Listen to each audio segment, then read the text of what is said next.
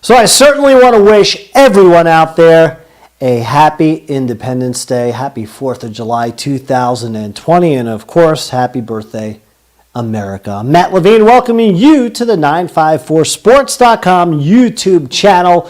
I hope you're having a great start to the holiday weekend and you're enjoying it wherever your neck of the woods may be. So let's talk about some great moments in the history of sports on this beloved day in the United States, Dia de Independencia, right? Busting out the Espanol. That's about it. 4th of July. What a great, great holiday it is in the United States. Fireworks, barbecues. And I know it's a different type of 4th of July with all that's going on in the country right now. But nonetheless, it is our nation's birthday, and there have been some great sports moments. So again, happy 4th of July to all the veterans out there, past, present, wherever he or she may have served or continues to serve on whatever corner of the globe you're in. I certainly thank you for your service. That's my own picture. How about that? My own stock footage, you might say. The cemetery down the street from me has some beautiful monuments to the POWs and the veterans, including a ginormous flag. So again, big 4th of July. Let's talk about those terrific moments in the world of sports. I'm going to give you 5 of them. I'm going to start with the summer of '76, the bicentennial, 200 years old, the United States of America. Now, you might remember this guy. I'm going to show you him. Here's the broadcaster. I remember him for more of a broadcaster than a player due to age, but that is Tim McCarver. As a player, he was dynamite. As a catcher, solid big league catcher. There you see him with the Phillies. Here you see him with the Cards, primarily the 2 teams of the 4 he played with in a 21-year career in the Bigs. Now, when he was with the Phils, they played a holiday doubleheader on this day in 1976. He broke up a scoreless tie with a grand slam. What made this such a distinguished moment on the history of July 4th in sports, as he rounded the bases, he passed Gary Maddox, who was a great ball player. I still don't understand how he did that. Couldn't find any footage or pictures. He would pass Maddox, McCarver. He was called out, still credited with 3 of the 4 RBI. Canceled himself out. What a gaffe. Here you see him as a Cardinal there. He was enshrined into the Cardinal Hall of Fame. .271 career hitter, more than 1,500 hits. Again, primarily a catcher and a pretty darn good one. Main backstop for legendary pitchers like Bob Gibson. 2 All-Star appearances. Won 2 World Series. Spent almost 40 years in the broadcast booth. I remember him growing up as an announcer for mainly the Mets, a sports channel the Mets used to play for. And then he became a Yankees announcer, and then went national, right? He did CBS, Fox, did all the big games. Controversial in his time. I remember the whole thing with Deion Sanders. He made some statements late in his career that got him in trouble regarding the Yankees and the oppression of manager Joe Torre, comparing it to Nazism and so on and so forth. But overall, a distinguished career as a player and broadcaster in Major League Baseball. But one of the big gaffes of all time, I still cannot understand how you lap the player in front of you when you hit a grand slam. You're basically trotting. I guess he was so excited and he forgot where he was in the moment with the adrenaline pumping. Anyway, that's number 5. Tim McCarver's gaffe in 1976. Again, the bicentennial. I love looking at the old bicentennial, groovy logos and whatnot. It's pretty cool. I mean, I'm going to tell you, suggest you go Google it. You're going to be like, what's wrong with this dude? whatever. Anyway, number 4. I remember this game, okay? Because I used to watch as much baseball as I can get these eyes on and this mind on. I would watch every single Yankees and Mets game during the season, whether it was school year or the summer, and I didn't care if they were out west or not. I would stay up late.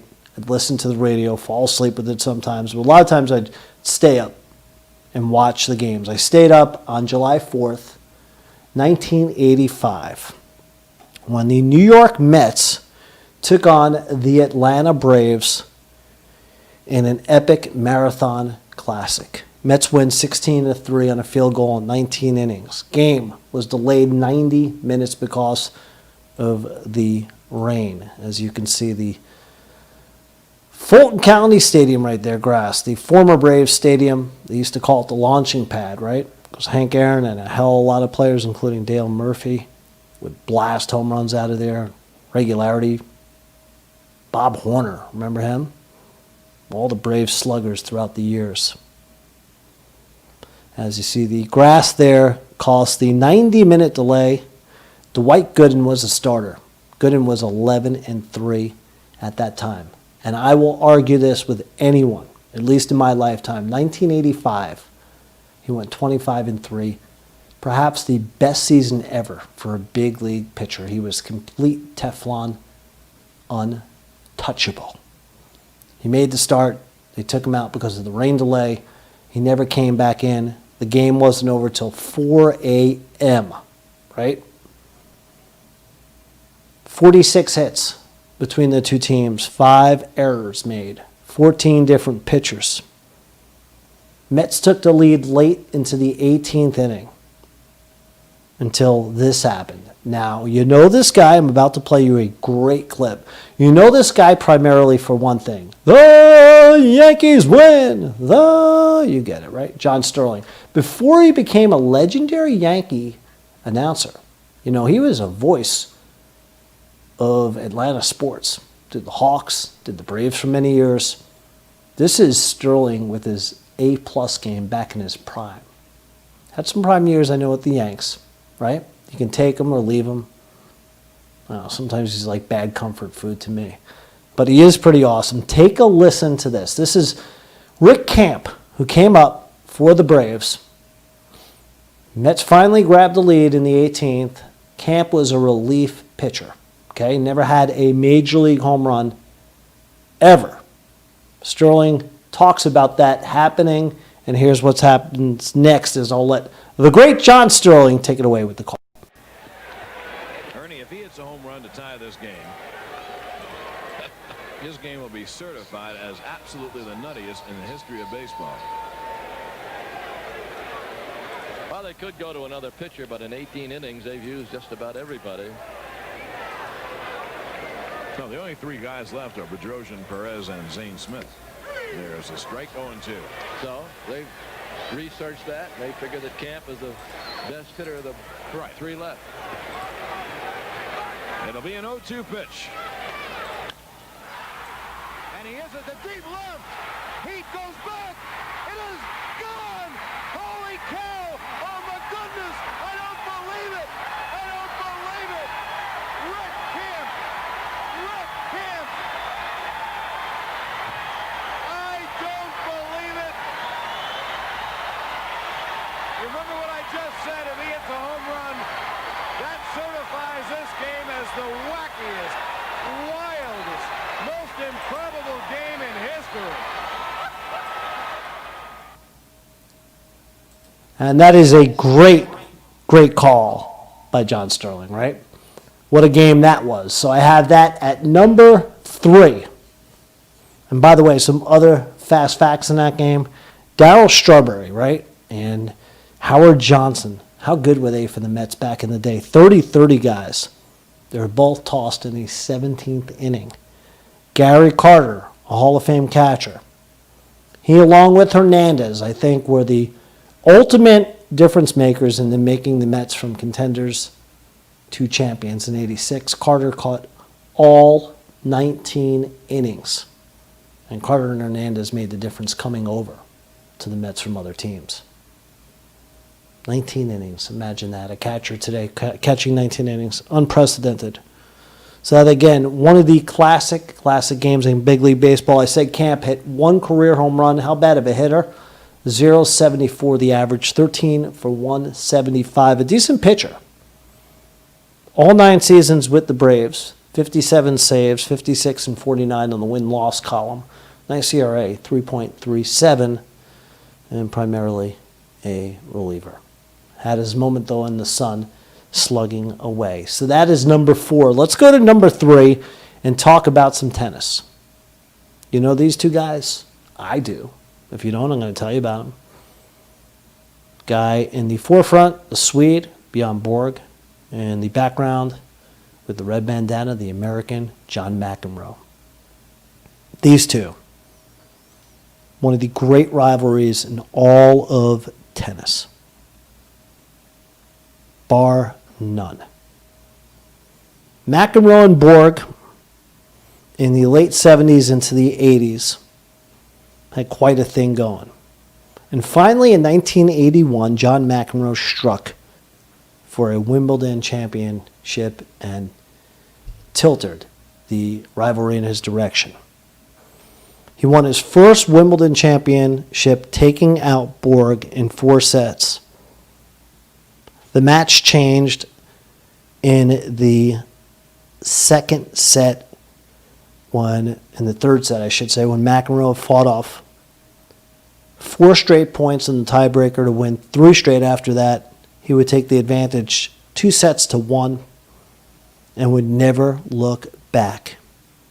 They played 14 matches against each other in their careers, going 7-7. Borg retired at age 25, while McEnroe went on to an illustrious career, as you see him winning the Wimbledon championship with the match point there. He won 881 matches against 198 losses, an 82% winning percentage. McEnroe snapped Borg's 41-match Wimbledon win streak. Ended Borg's 5 straight championships as a singles champ on the men's side in Wimbledon. McEnroe was just a fabulous, fabulous tennis player in his career. 9 career Grand Slams. He won Wimbledon 3 times. So that's number 3. Johnny Mack. And by the way,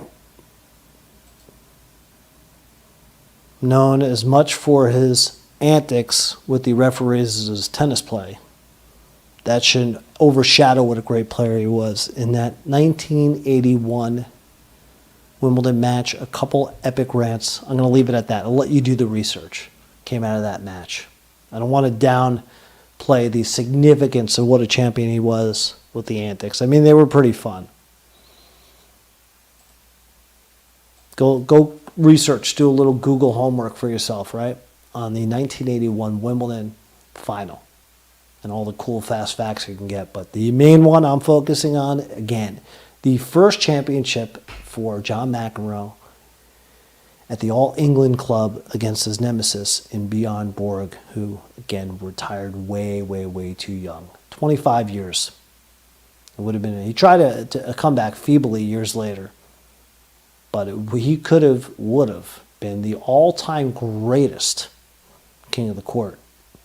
You never know. But that rivalry with McEnroe for Borg, and for McEnroe more, I should say, with McEnroe with Borg, was the prelude, the appetizer of what was to come, with Borg leaving the sport and Jimmy Connors stepping in, and then you had the 2 Americans going at it for years to come.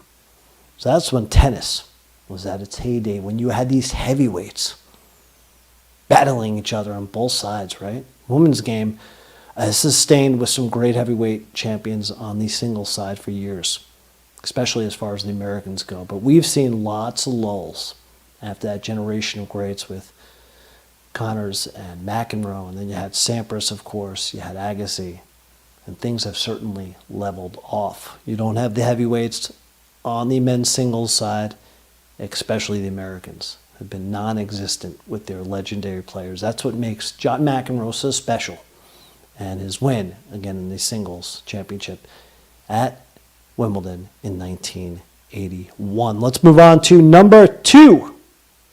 This guy was a great closer and pitcher for the New York Yankees. He was my favorite closer before this dude Mariano came along. That's Rags. Dave Righetti right there. On July 4th, 1983, I remember as a 10-year-old catching the last couple innings on TV. How about that?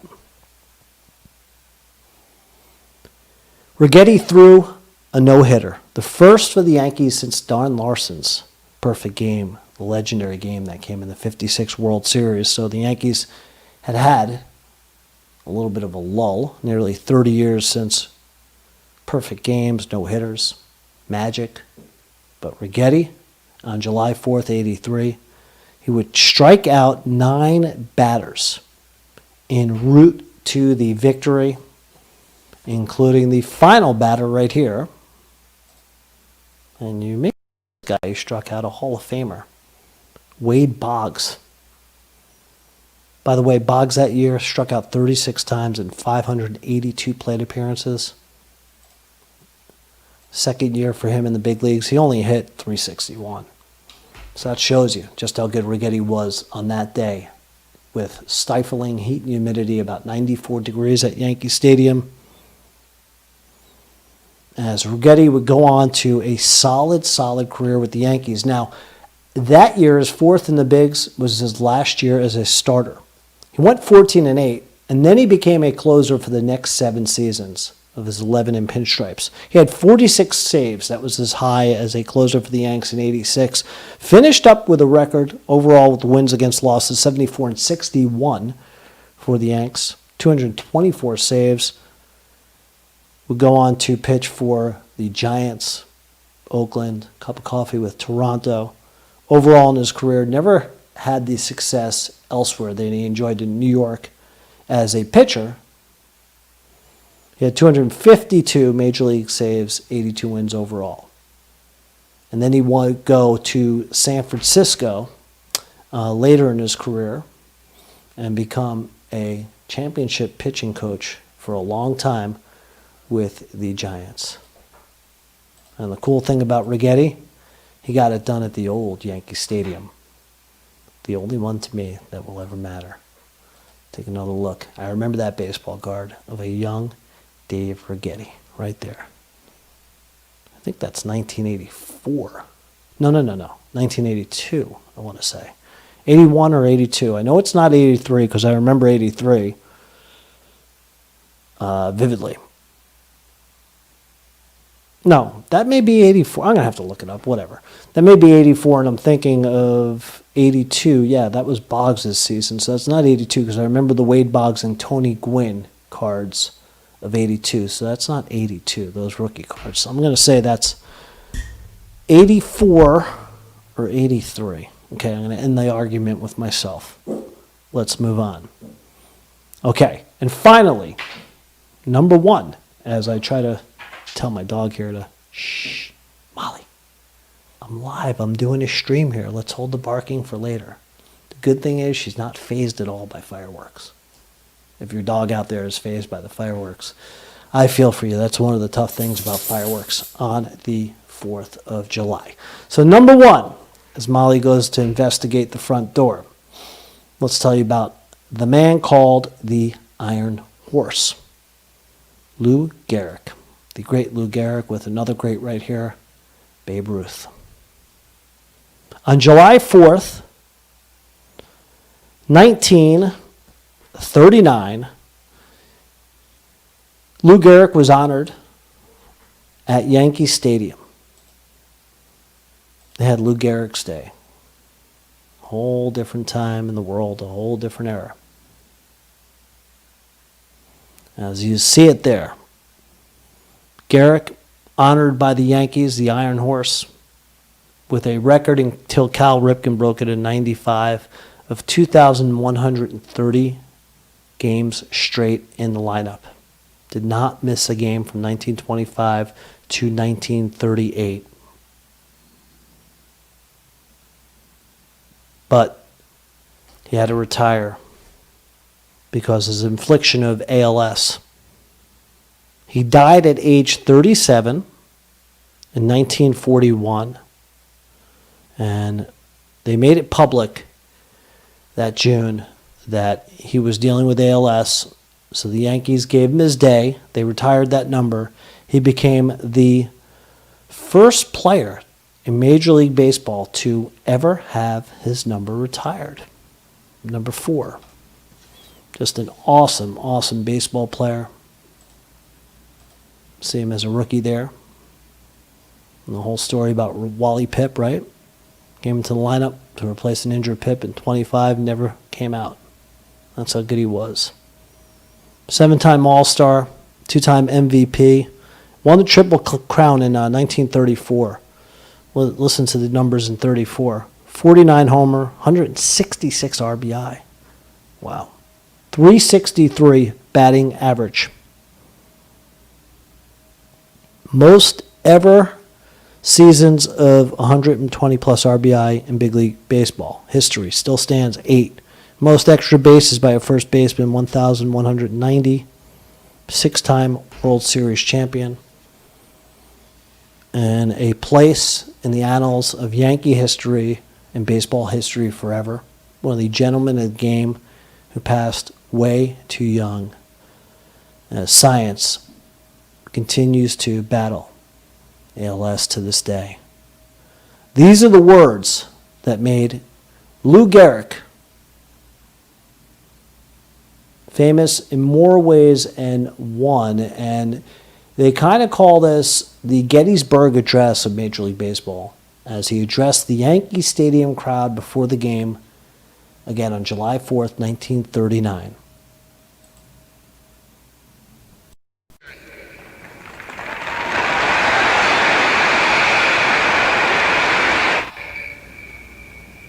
Today, I consider myself the luckiest man on the face of the earth.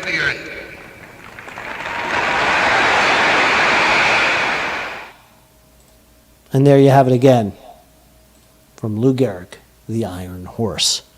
So those are 5 great moments that took place that I wanted to share with you on this July 4th of 2020 that were historic in the world of sports. I know not much doing on this July 4th of the year 2020 due to COVID-19. So we won't have any historic moments this July 4th in the world of sports, unfortunately, at least around our significant sports like Major League Baseball and tennis, golf, and all those summer sports that are played, far and near. Hopefully by 2021, we'll have some historic moments going on in sports. But those I wanted to share from you, so you go back to the history books, go take a look. Hope I was able to make you at least smile, right? Yankee fans, I know you like me out there. Tennis fans as well. And just some cool moments in the history of sports on July 4th. So have yourself a great Independence Day. Be safe. Enjoy the festivities. And happy birthday, USA.